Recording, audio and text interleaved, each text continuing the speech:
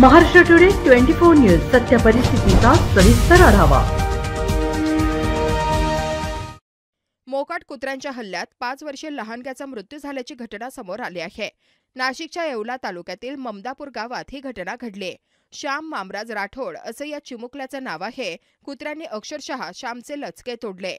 मिळालेल्या माहितीनुसार श्याम सायंकाळच्या सुमारास शाळेतून घरी परतला, त्यावेळी त्याची आई शेतात कामाला गेली होती। श्याम नेहमीप्रमाणे शेतात आईकडे जाण्यास निघाला होता, त्याचवेळी भटक्या कुत्र्यांनी त्याच्यावर हल्ला चढवला। जवळपास त्याला मदत करणारे कुणीही नव्हते। तो मदतीसाठी ओरडत राहिला, मात्र त्याला मदतच मिळाली नाही। महाराष्ट्र टुडे मराठीसाठी ब्युरो रिपोर्ट, नाशिक। आजच महाराष्ट्र टुडे 24 न्यूजला सबस्क्राइब करा आणि सत्य परिस्थितीचा सविस्तर आढावा पहा।